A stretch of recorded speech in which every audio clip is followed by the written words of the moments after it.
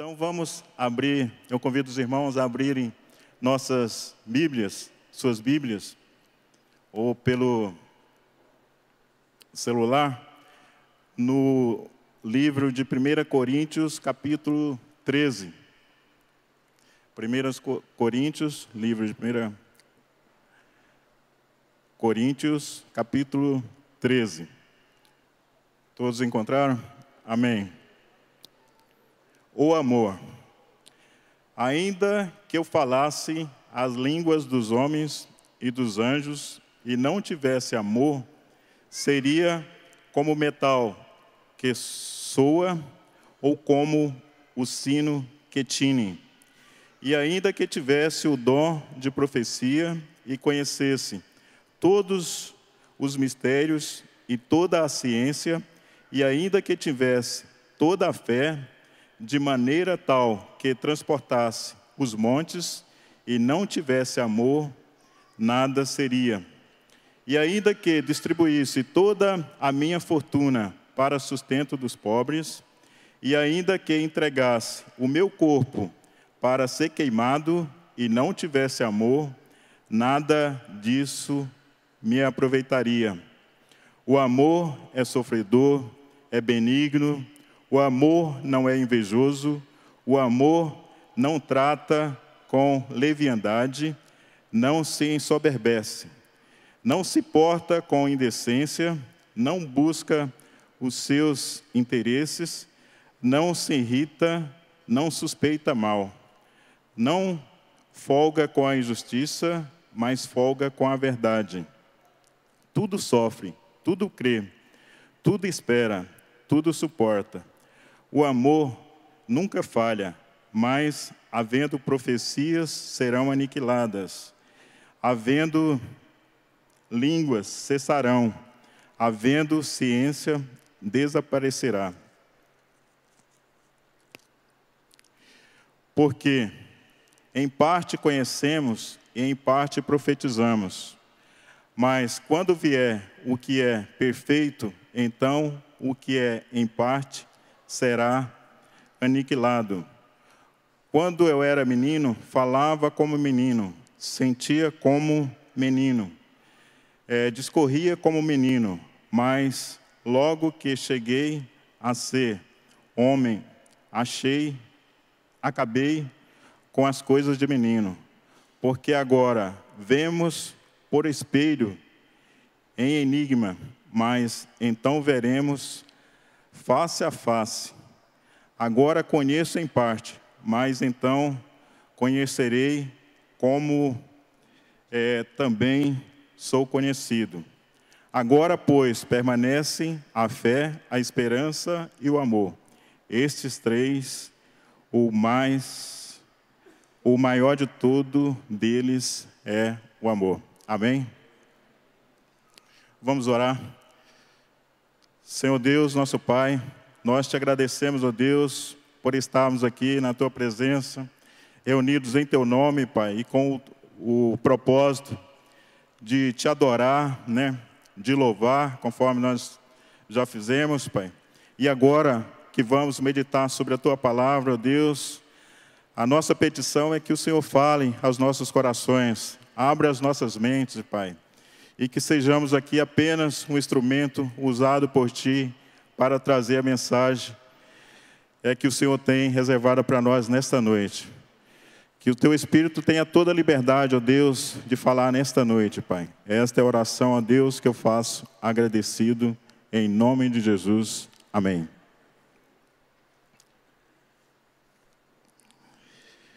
Então esse texto, só para a gente contextualizar um pouco sobre a igreja de Corinto, eu convido os irmãos para a gente, embora Máquina do Tempo seja apenas um instrumento de ficção, mas eu convido os irmãos para nós voltarmos no tempo a exatamente 1963 anos atrás, ou seja, no ano 55 da era cristã, a época em que foi escrita essa carta aos Coríntios.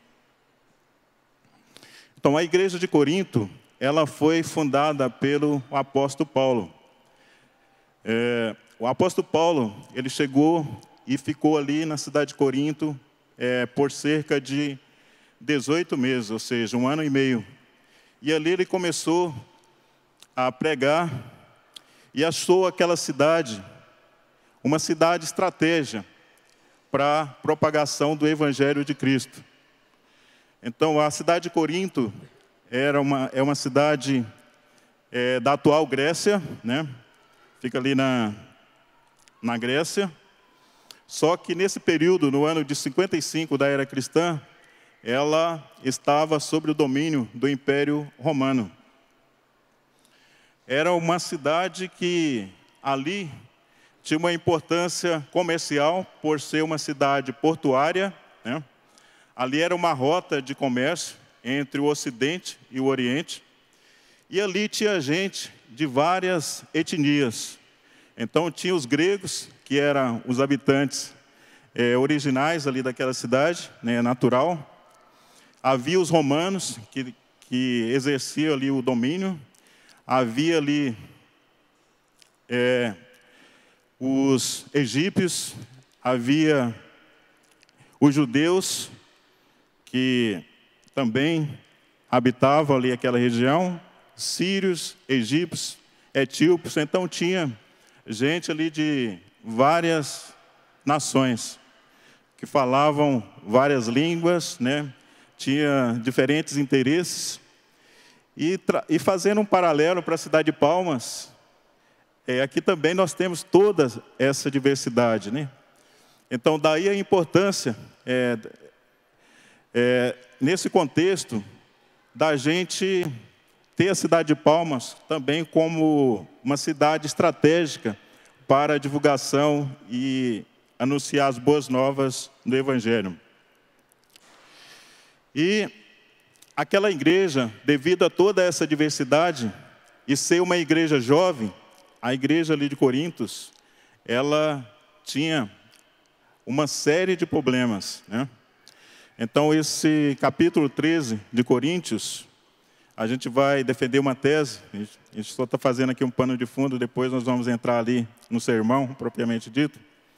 Mas a igreja de Corintos, ou seja, há 1963 anos atrás, tinha uma série de problemas, né? Ali tinha problemas de divisão, devido a esse grupo de diferentes etnias. Ali tinha problemas de divisão dentro da igreja, né? Ali tinha, por parte dos gregos, problemas referentes à sabedoria humana, à filosofia que prevalecia ali. Ali tinha problemas também sobre a questão da espiritualidade da igreja, tinha problemas da carnalidade, era uma igreja que enfrentava esses problemas também. E a igreja de Corinto também tinha problemas, inclusive com relação à ministração da ceia, onde é tratado também nesse livro de Coríntios, das cartas aos Coríntios. Então, não existe igreja sem problemas. E a igreja de Coríntios não era a exceção.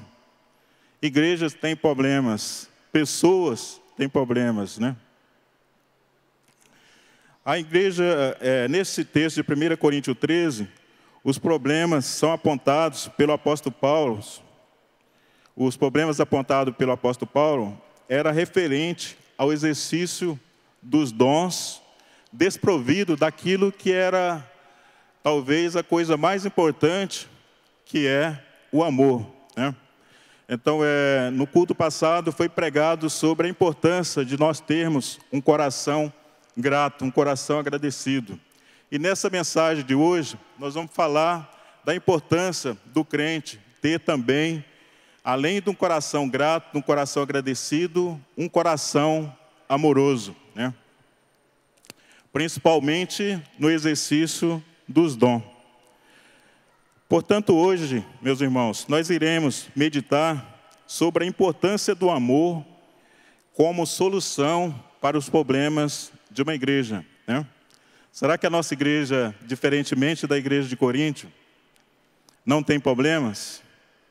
Então, com certeza, por estarmos aqui representado também por pessoas de diferentes localidades, de diferentes formação, né, de diferentes pontos de vista.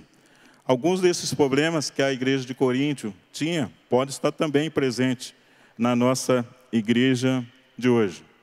Deixando bem claro que a igreja somos todos nós.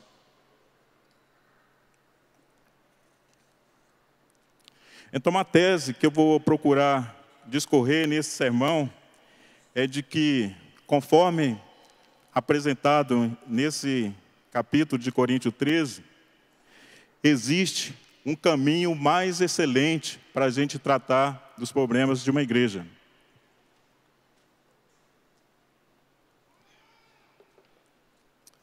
E esse problema é o amor. Por que que os problemas de uma igreja podem ser superados com a prática do amor? Em primeiro lugar, porque o amor é o caminho mais excelente. Nos versículos de 1 a 3, o apóstolo Paulo fala, né? Ainda que eu falasse as línguas dos homens e dos anjos e não tivesse amor, seria como o metal que soa ou como o sino que tine. Então, mesmo que você tenha dons, que você tenha talentos, por exemplo, ali, nesses primeiros versículos, os irmãos ali de Corinto, eles já se achavam com uma certa espiritualidade que estava se comparando aos anjos. Então, alguns irmãos ali de Corinto, eles já falavam, já se consideravam que eles estavam falando a língua dos anjos, né? Então, eles já se julgavam num patamar espiritual muito altíssimo. Não que isso seja errado, que a gente não tenha que buscar a espiritualidade, mas não como forma de soberba ou de sobressair e humilhar os outros irmãos. Então, mesmo se eles estivessem nesse patamar de conseguir falar a língua dos anjos, mas que eles fizessem isso sem amor, o apóstolo Paulo fala que de nada disso teria importância, né? Então, mesmo que eles tivessem o dom de profecia, o dom da ciência e da fé, no versículo 2, o dom da generosidade e até mesmo de atitudes sacrificiais, se aqueles irmãos fizessem tudo aquilo sem amor, de nada disso adiantaria, serviria. Então, por que que os problemas da igreja podem ser superados com a prática do amor? Porque o amor, ele é o caminho mais excelente. Você exerce algum trabalho na igreja? Hoje a Cibapa, por exemplo, ela tem mais de 500 voluntários trabalhando e exercendo seus dons e talentos em 15 ministérios, né? E daí a importância, né, no exercício dos nossos dons e talentos, a gente buscar fazer tudo cheios de amor, né, com um coração amoroso. Além de fazer tudo com um coração grato, agradecidos, também fazer com um coração amoroso. Só para ilustrar, eu gostaria de fazer uma ilustração aqui. Conta-se que certa vez um jovem procurou o pastor da sua igreja e falou para ele: pastor, eu quero sair da sua igreja. Aí o pastor falou: mas por que que você quer sair da igreja? Ele falou: não, pastor, esta igreja, ela é cheia de problemas. Então, tem a irmã, por exemplo, a irmã que fala mal da outra irmã, tem o irmão que durante o culto fica ligando seu celular, tem o coral, quando vai cantar desafina. Então, são muitos problemas que tem essa igreja, né? Por isso, eu vou querer sair dessa igreja. Aí o pastor, muito calmamente, falou: pois é, meu jovem, eu entendo, mas eu gostaria de esclarecer que a igreja não é minha, a igreja é de Cristo. E gostaria de fazer um desafio para você. Então eu gostaria que você, antes de sair da igreja, fizesse um desafio. Eu tenho um desafio para você. E o pastor encheu um copo com água e pediu para ele dar 3 voltas ao redor da igreja, sem deixar derramar uma gota de água, né? E aquele jovem pensou: isso vai ser fácil, né? Então ele pegou aquele copo cheio de água e deu as 3 voltas ao redor da igreja. E depois ele veio para o pastor: pronto, pastor, missão cumprida. E aquele pastor falou para aquele jovem: muito bem, eu tenho algumas perguntas para fazer para você. Quando você estava dando volta na igreja, você viu alguma irmã ficar falando mal da outra irmã? Ele falou: não. Enquanto você estava dando a volta na igreja, com um copo cheio de água, você viu algum irmão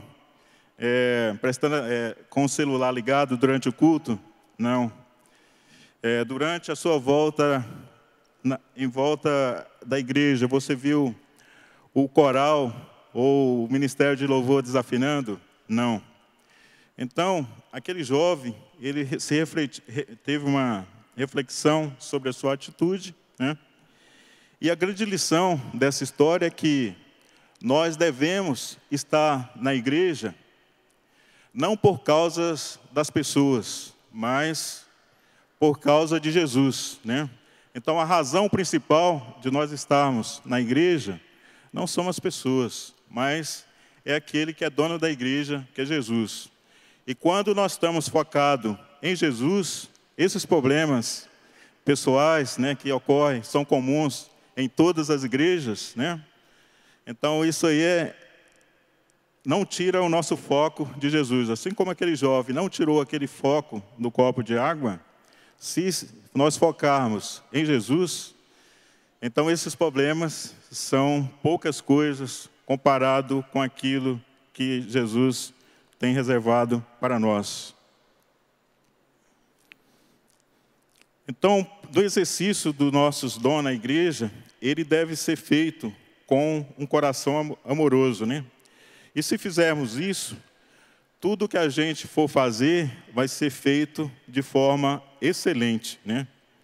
Pois nós, principalmente a Cibapa, nós somos o quê? Uma comunidade de amor multiplicadora de discípulos de Jesus. A segunda coisa que a gente pode entender por que os problemas da igreja podem ser superados com a prática do amor, é porque, para praticar o amor, a igreja precisa entender o que é e o que não é o amor. Os cantores, né, têm procurado nas suas canções definir o que é o amor. Um dos maiores sucessos sertanejos, de Zezé de Camargo e Luciano, ele fala que o amor é um tiro certo que veio no seu coração. Mas será que será que isso é verdadeiro? É o amor verdadeiro? Primeiro que um tiro certo no coração, nós já não estaríamos aqui vivos para ministrar essa mensagem, né? Será que o amor é um tiro certo no coração? Eu acho que não. O apóstolo Paulo, nos versículos, né, de 4 a 7, ele é preciso e ele deixa bem claro o que é e o que não é o amor. O que é o amor? Conforme nós lemos nesse texto. O amor, ele é paciente, bondoso, né? Então, as principais características do amor é que ele é paciente e bondoso.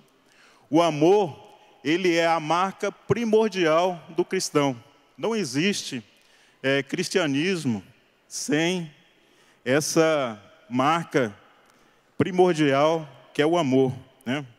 Qualquer forma de cristianismo sem esse amor genuíno, sem esse amor verdadeiro, precisa ser questionada, né? E o que não é o amor? O amor não é invejoso, vangloriador e nem arrogante. Versículo 4, né? O amor, portanto, um crente amoroso, ele não se porta de maneira inconveniente, não é egoísta, não se enfurece facilmente e nem é rancoroso. O amor, ele não se alegra com a injustiça, mas a sua felicidade, né, está na verdade, conforme nós acabamos de ler no versículo 6.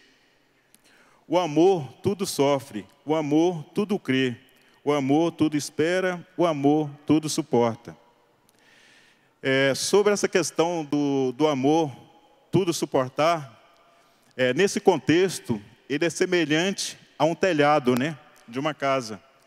Então, o telhado de uma casa, ele dá proteção, ele abriga, né, ele suporta ali os temporais e dá proteção.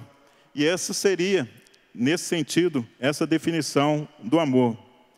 O amor, ele é sofredor, né? Ele tudo sofre, tudo suporta. Eu me recordo, recentemente, do que passou o meu pastor, que foi o meu primeiro pastor, o pastor Brito. Então, ele, para quem conhece, né, a família Brito, a família do pastor José Bezerra Brito, ele passou por um momento que, quando eu leio esse texto de 1 Coríntios, que fala que o amor tudo sofre, tudo suporta, eu sempre me lembro do pastor Brito, de tudo que ele passou. Ele perdeu por morte, num período relativamente curto, as suas 2 filhas. E eu me recordo que,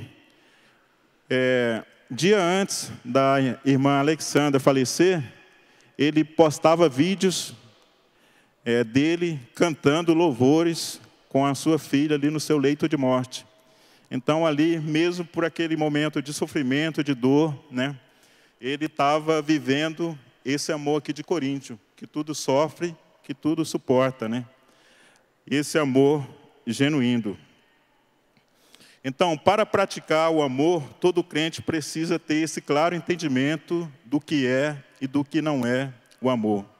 O amor, como eu falei, ele é a marca primordial do cristão. E o terceiro ponto, que o sermão batista tem que ter 3 pontos, né? Por que os problemas na igreja podem ser resolvidos com a prática do amor? Porque o amor verdadeiro, ele é eterno, ele permanece para sempre. Versículos de 8 a 13. O amor jamais morrerá. Embora o apóstolo Paulo coloque aí 3 virtudes ou marcantes aqui na vida de um crente: a fé, a esperança e o amor. Esses 3 têm que fazer parte da vida do cristão. O maior deles é o amor, porque o amor, ele é eterno. O amor jamais morrerá. Versículo 8. O amor perfeito está em Jesus, né? Então, nós só podemos ter esse amor, experimentar verdadeiramente esse amor, através de Jesus. O amor também, ele se aperfeiçoa com a maturidade. O apóstolo Paulo fala aí das coisas de meninice. E ele fala que, através da experimentação do amor, ele leva à maturidade.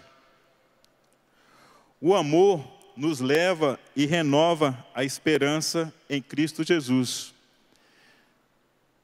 O amor é o maior dos dons. Deus, por que o amor é o maior dos dons? Porque o próprio Deus é amor, né? Portanto, meu querido irmão, como está o amor no seu coração hoje? Como está o seu amor com os trabalhos na igreja do Senhor? Como está o amor com a sua família? Como está o amor com o seu cônjuge? Como está o seu amor, esse amor genuíno com os seus filhos? E, sobretudo, a última pergunta é como está o seu amor com Deus?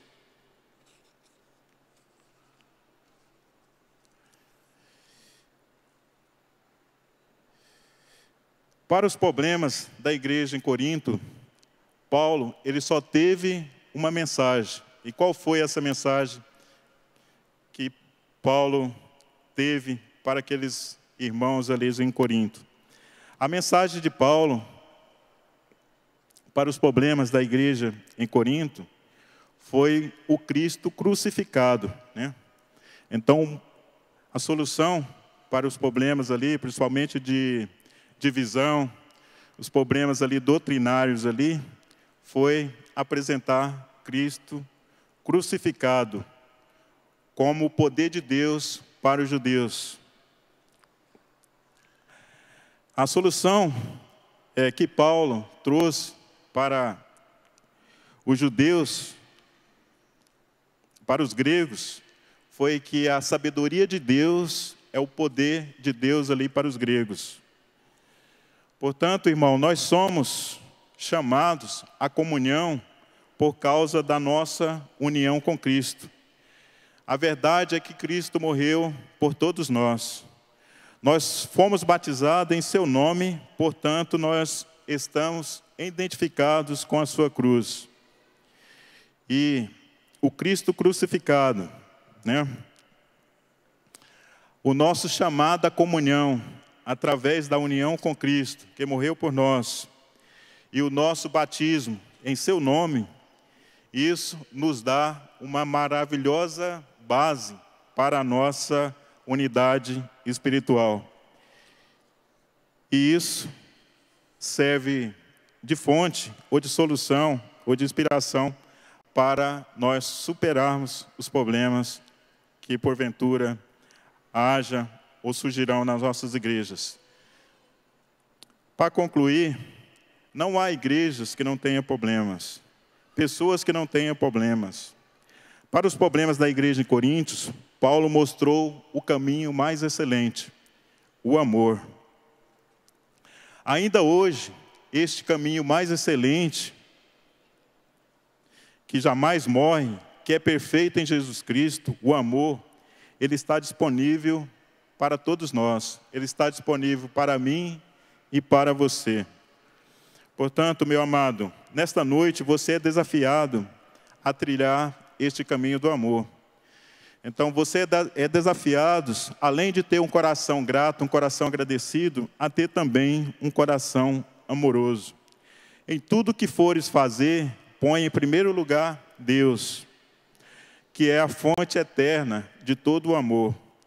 O perfeito amor só se pode experimentar em Jesus Cristo, que é o nosso Senhor, né? Aquele que nos amou, que se entregou, que morreu por nós, para que, através desse ato, desse sacrifício, fosse possível a gente poder, através da graça salvadora e redentora, fosse possível nós alcançarmos e experimentarmos esse amor genuíno, né? Que essa palavra de Deus possa, né, ter falado ao seu coração, né, e que possa ser um instrumento de edificação para nossas vidas. Em tudo que formos fazer, que façamos com um coração amoroso. Amém, irmãos?